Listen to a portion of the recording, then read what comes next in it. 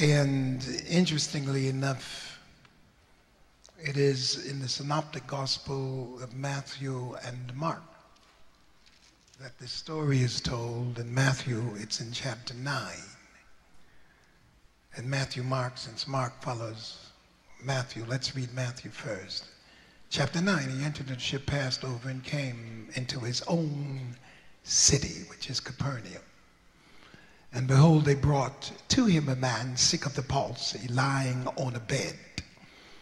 And Jesus, seeing their faith, said unto the sick of the palsy, Son, be of good cheer, thy sins be forgiven thee.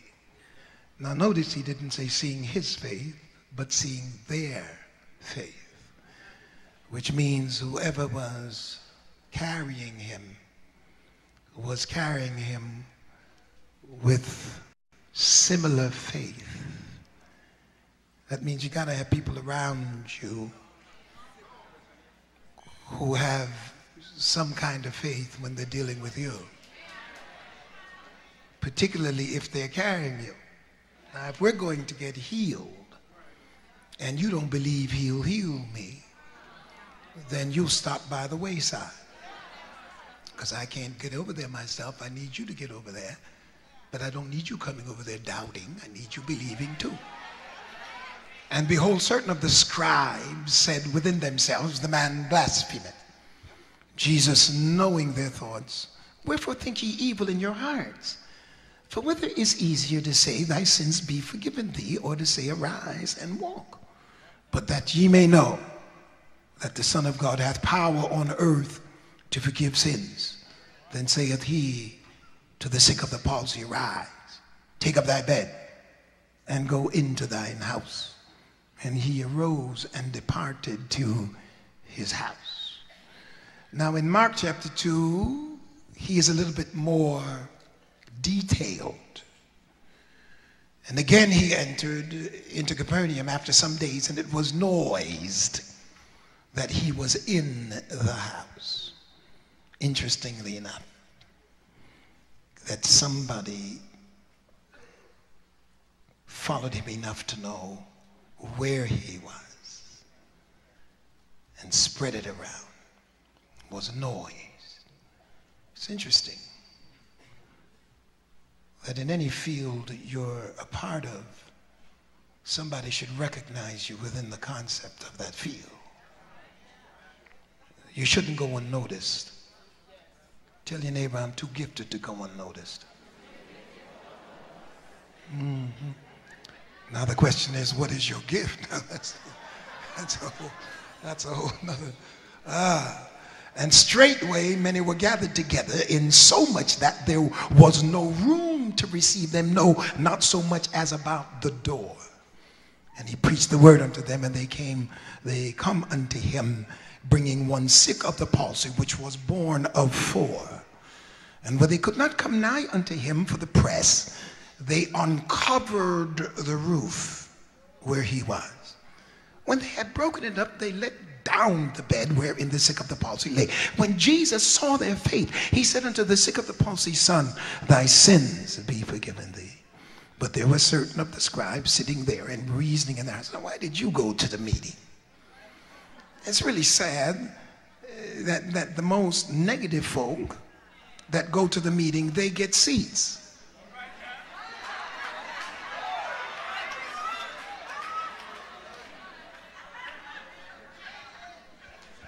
Now the one we're trying to help, he can't get in the building. I just saw that. I mean, the first time I saw that. Why doth this man thus speak blasphemies? Who can forgive sins but God only? And immediately when Jesus perceived in his spirit that they so reasoned within themselves, he said unto them, why reason ye these things in your hearts? Whether is it easier to say to the sick of the palsy, thy sins be forgiven thee, or to say, arise and take up thy bed and walk? But that ye may know that the Son of Man hath power on earth to forgive sins, he saith to the sick of the palsy, I say unto thee, rise, take up your bed, go thy way into thine own house. And immediately he arose, took up the bed. Now they carried him on the bed, now he took up the bed and went forth before them all in so much that they were all amazed and glorified God, saying, we never saw it on this fashion. Now I thought that a good subject might be, or a pertinent subject, look at somebody and say, faith has no ceiling. Yes, and that's dealing now in a general theological sense, in an open presentation. Look at somebody else and say, there is no ceiling. But in a more subjective sense, tell somebody, I'm walking back. Now, you carried me over here, but I'm walking back. You carried me here, but you're not going to carry me back. When I notice Matthew 8 and I notice 9 and even in Mark, there are certain things that come to mind, and the most striking characteristic of faith in these chapters is its audacious display, its audacity. Everyone who operated within the parameters of these chapters displayed audacious behavior when it came to getting into the presence of Jesus. If you check through Matthew 8, 9, and into Mark, you will find that a variety of different people with a variety of different sicknesses and needs operated in an audacious way when it came to seeking to get into the presence of the Lord. You will notice in chapter 9, you will notice the father of the dead girl, the bleeding woman, the blind men. And in this particular text, what we might call the house crashers. And it seems as if they just have this adamant drive to get into the presence of the Lord. It is noteworthy that they didn't just wait until he got in the synagogue, but wherever he was, whether on the street or whether in somebody's house, maybe his own house, wherever he was, somebody was determined to get into his presence.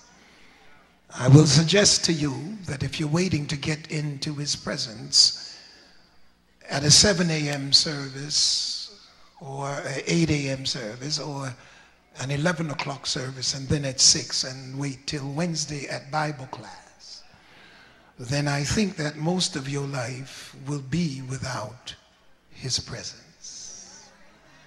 You don't have to walk within the parameters of these 4 walls to get into his presence. Ooh, I hate to say that to the established church, but church is not the only place that you have access to his presence. And I just hope that when you roll out of bed in the middle of the night, or when you are accosted as you drive home by negative spirits, that you have the power to get into his presence.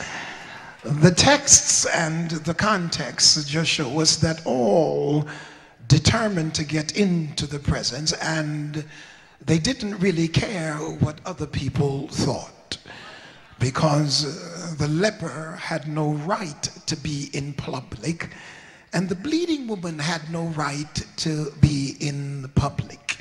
If you check Leviticus, you will find in both instances that these people were banned from being around other people because of the nature of their sickness. But the audacious behavior of faith, the boldness that comes with the desperation to satisfy and gratify a need, never seriously takes into consideration what other people think. Anytime you are still conscious of how other people think, when you have a need that other people can't fulfill, then you're not desperate enough. It doesn't matter what they think when you're hungry. It doesn't matter what they think when you're thirsty, unless they are supplying the drink and the food. But if they don't have the capacity to supply the drink or the food, and you are hungering and thirsting after righteousness, then you have got to learn to walk over some people, through some people, in order to get to what you need from God. The important matter then is not what other people think is possible. Because many times you're dealing with people who have no desperation like you do. And they have a tendency to be small and sit and judge you because you want to hurry up and get in his presence. And they have a tendency, as the scribes, to sit in a seat, not needing anything but to pass a judgment, not needing anything but self-aggrandizement, not needing anything but to be pat on their back, while you're not looking for anything but a move of God in your spirit. I don't have the time. I wish I didn't, and I wish I had the strength. But who is it to say, who can determine among us what God will do for me? I mean, who out here has been given the designation of expressing what God would do for me? For you to tell me it has never been done means absolutely nothing to me, because it hasn't been done in your circle does not mean it won't be done in mine. So I can't allow you to decide for me what God will do for me. So I would ask you just to be quiet about this matter and let me go find out for myself. Who is to say what his will is? Because the only way we can find that out is to have communion with him. I have got to be in his presence. And I'm going into his presence with faith. But I'm not taking faith to meet merit. If I were taking faith to meet what I deserve, I really wouldn't go. Because I don't deserve anything. Because I have lived so awfully that I cannot dictate to God what I deserve based on how I have lived. But what I'm taking faith to is grace, which means I'm taking grace to have taking faith rather, to have a meeting with grace. And what grace is unmerited favor. So I'm not going to him with my record, and I'm not taking to him my behavioral pattern.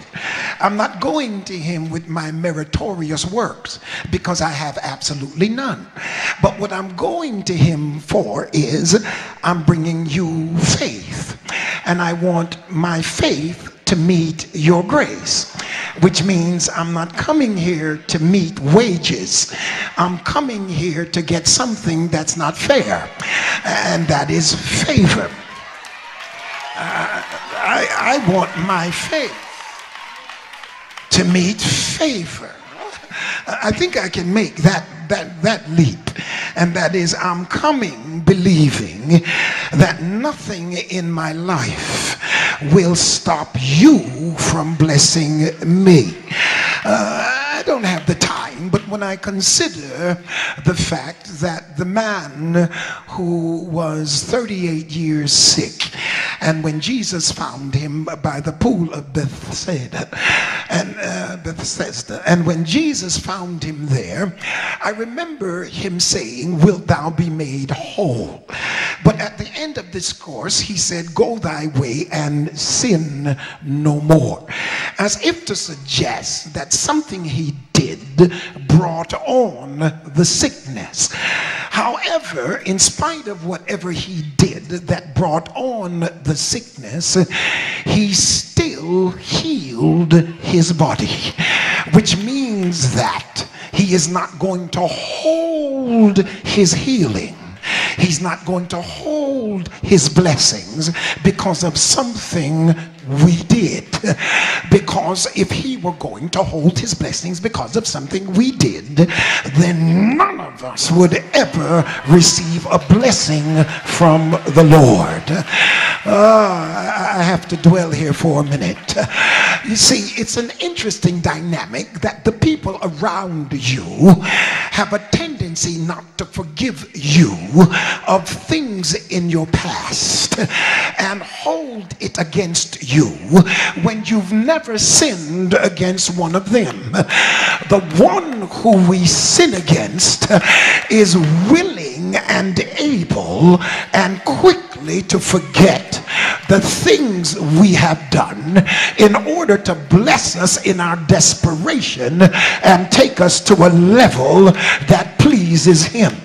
Why should I sit around here and make all kinds of apologies to you when you don't have the intention of forgiving me anyway? What I need to do is bypass you and go to the source of forgiveness and pour my heart out to him. In his prayers and in his presence, prayers are answered. In his presence, power is released. Joy is restored. My deepest need is satisfied if I can just get in his presence. If I can just call on his name until something moves in the heavenlies.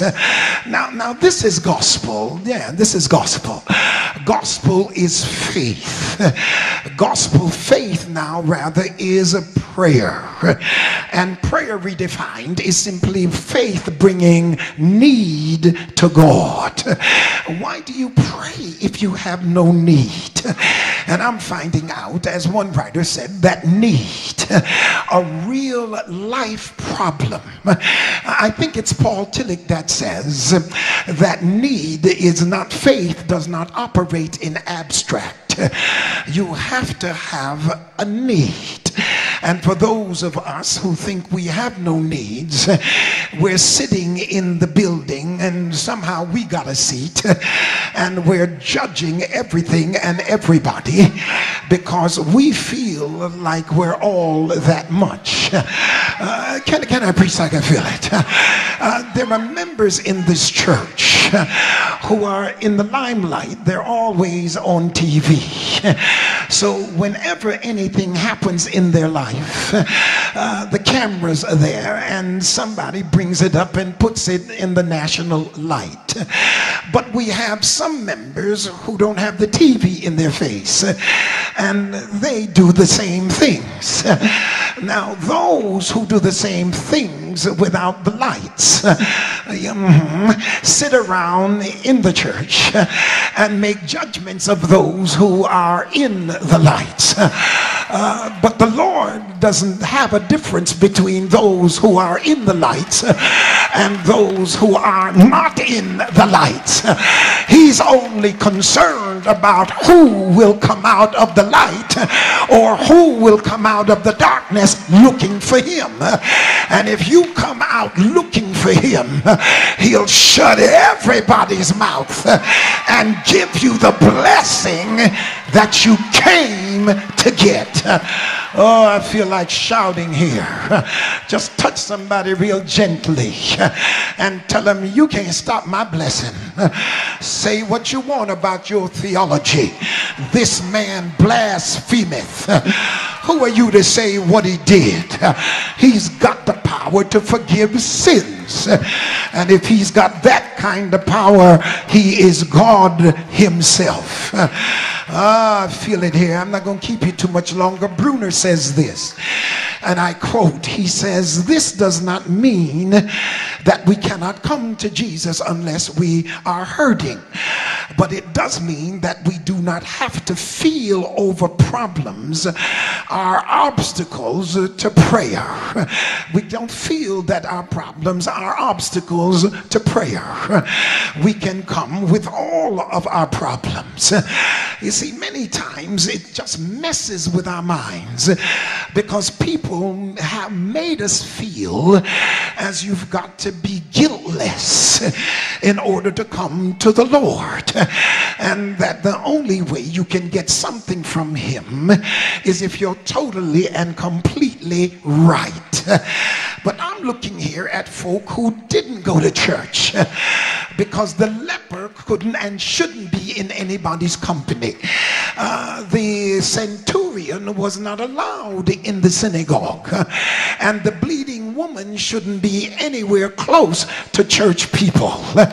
And then the cowards, the poor disciples, Lord have mercy, I call them the cowards, they should have been banned. And the demoniacs came and insulted Jesus, and yet still the farthest from the church receives the blessing from the Lord because they didn't come with their records. They didn't come with how they were dressed. They didn't come with their hairstyles and their toes in and their toes out. They didn't come with a whole lot of rules. It's real simple. You have what I got, and I believe you'll give it to me, and I've come to find out, am I right or am I wrong?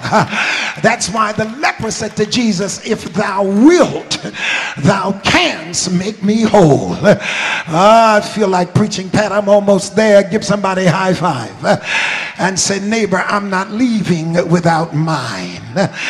In the 5 miracles of grace, something special is done.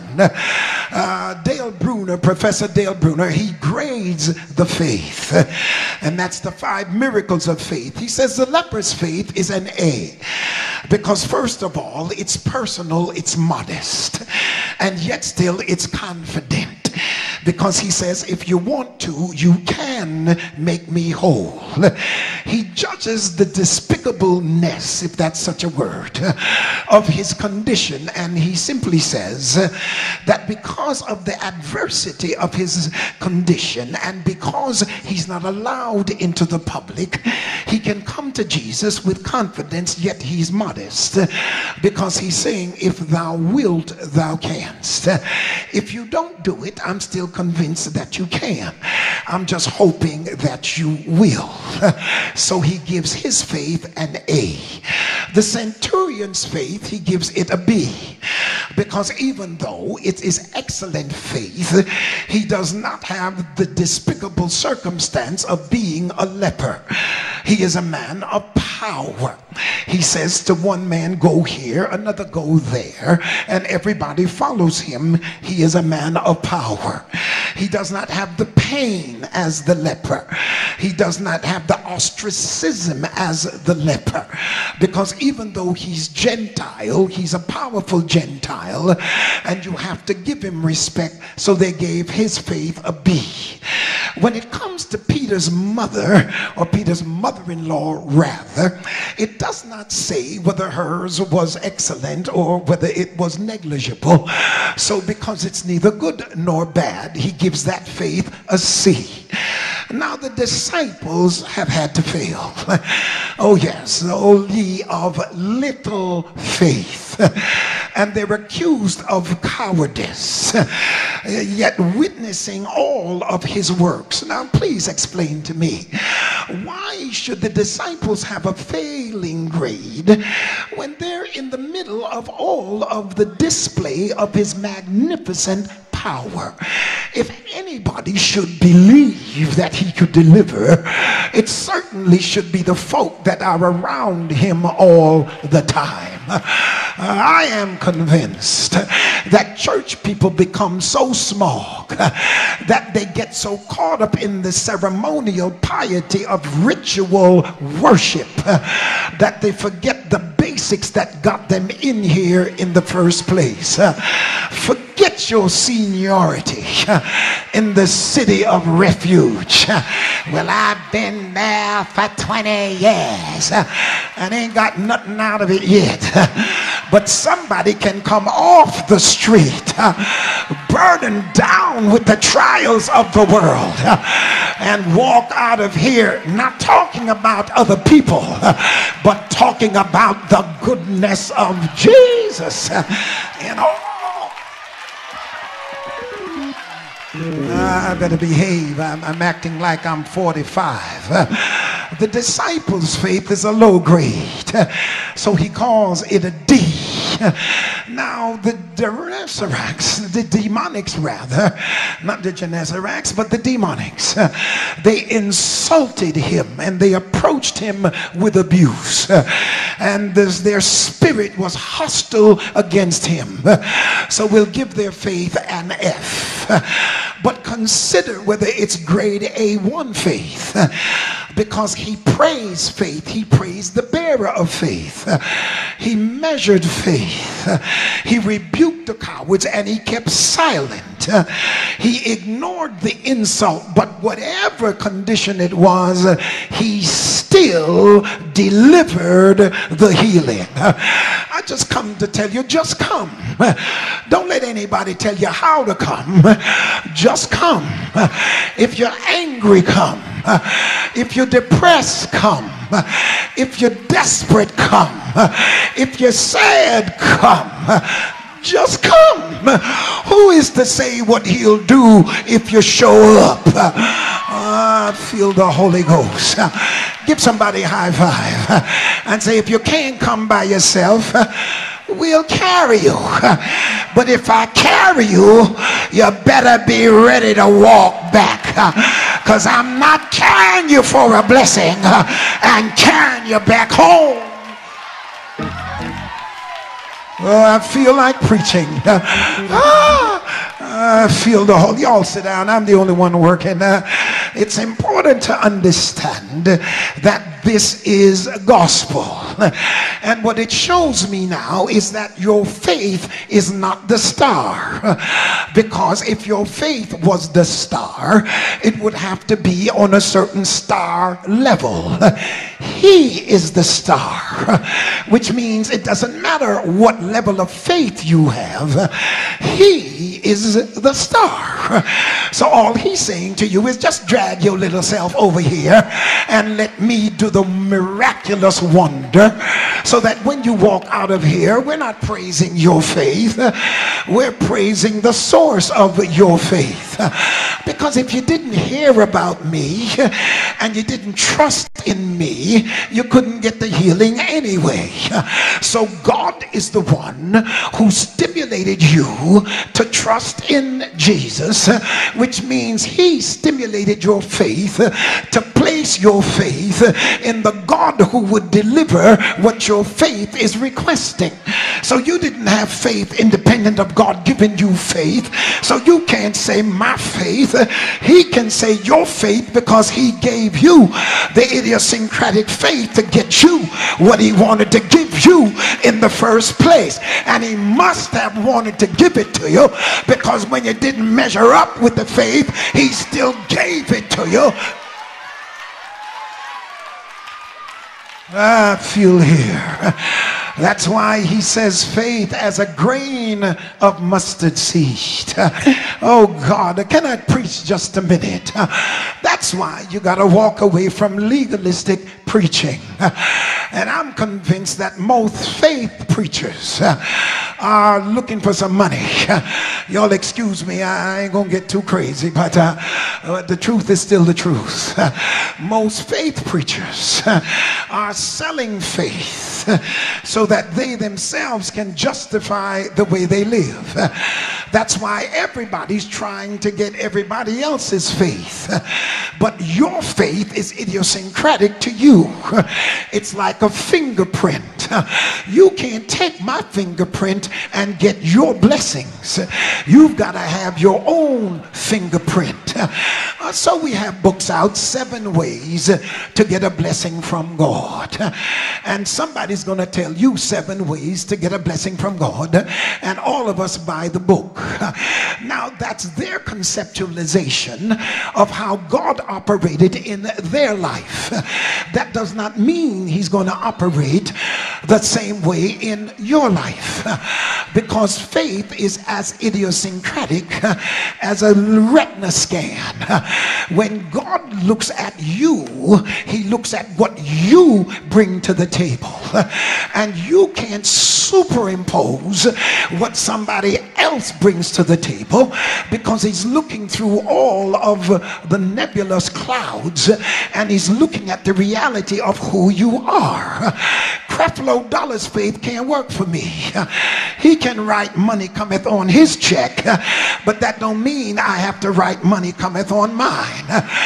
Jake's faith, my good friend, does not work for me. How he operates within the parameters of his spiritual revelatory experience with God is not mine.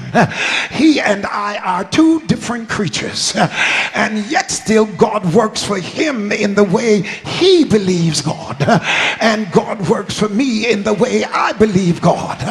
I'm not envious of how God works for him, and he's not envious about how God works for me, because God works for each one of us according to our faith. So don't tell me I need big faith, and don't tell me I need to buy your book about faith. Give somebody a high five and say, neighbor, I have my own book about faith. That's why I'm still here, clothed in my right mind. Where were you when I was losing my mind? Where were you when I couldn't get up in the morning? But my faith in God has brought me to this place. I'll preach the rest of it another time. Give somebody a high five and say, if you're going with me, help me to get the blessing. When I go to the text, I'm so happy that I found something out. You gotta have folk carrying you who believe like you believe.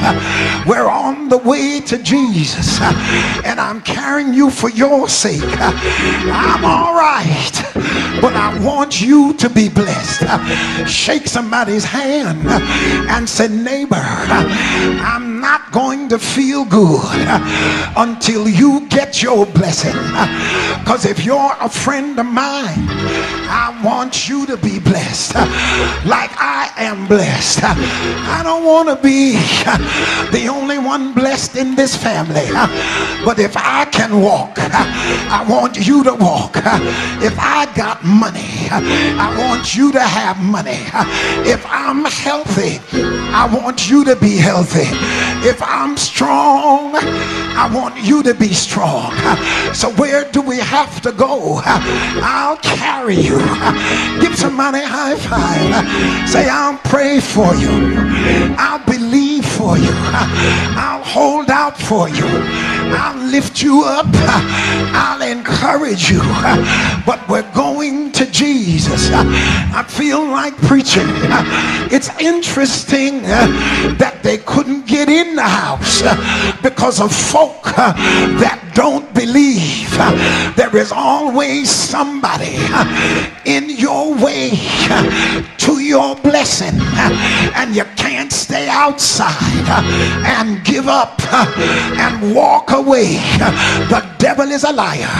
If you don't need it and you got a seat and I need it and I'm on the outside, get ready, because I'm gonna break the house apart, because I'm coming coming in and I'm going to move the ceiling. Give somebody a high five and say, get them from over your head. Get them from out of your way. You need the blessing. You need to move. Get it. Get it. Get it. And I come to tell you, they broke the roof up, and Jesus didn't mention it because they decided, I'm not carrying you home, but I'm walking back. Feel the Holy Ghost. Shake somebody's hand like you won't shake it off. Said, I came in weak, but I'm walking back. I came in sad, but I'm walking back. I came in on weakness, but I'm going back on strength. I feel the power of the living God. When I left home, I was laid out. When I get back home, I'll be carrying the bed, that same bed that was carrying me. I will be carrying the same bed. I'm here.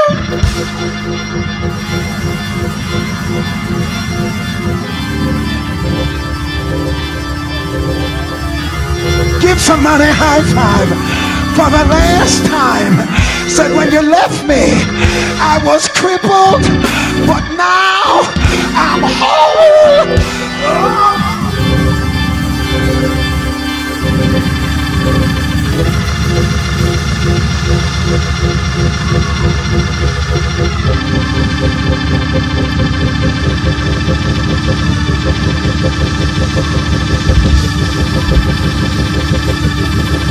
I'm walking back.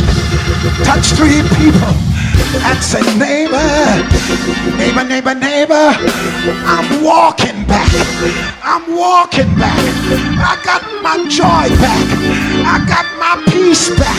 Whatever I was lacking when I came in, I'm going back with it.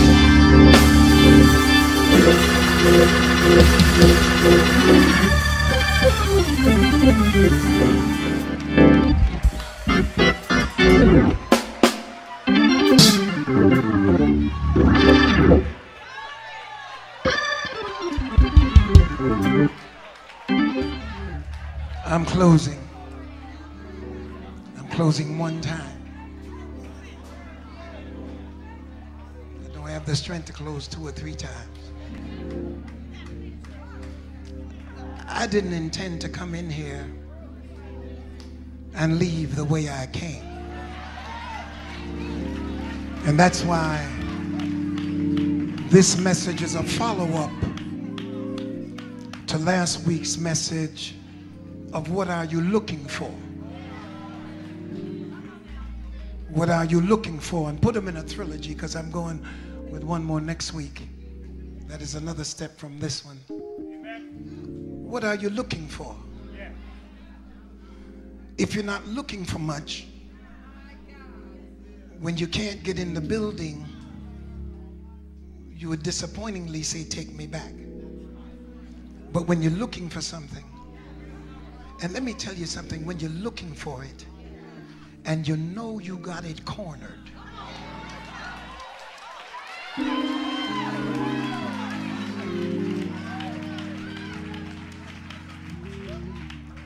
you don't give up when you know you got it cornered.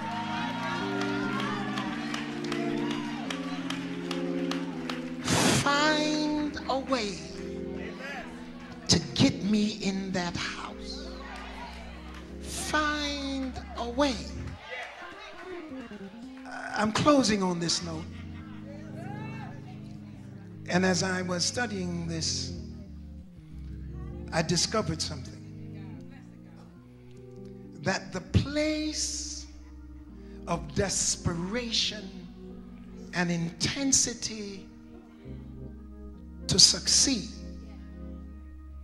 is the same place where it's easy to give up.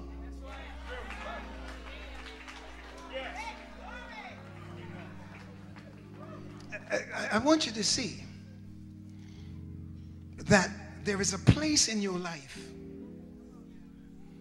where everything looks like a tsunami.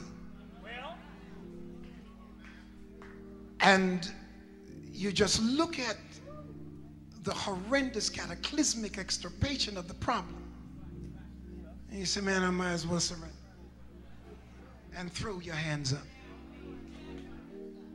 But to another person with audacious faith, that is the same place to say, I'm gonna fight this thing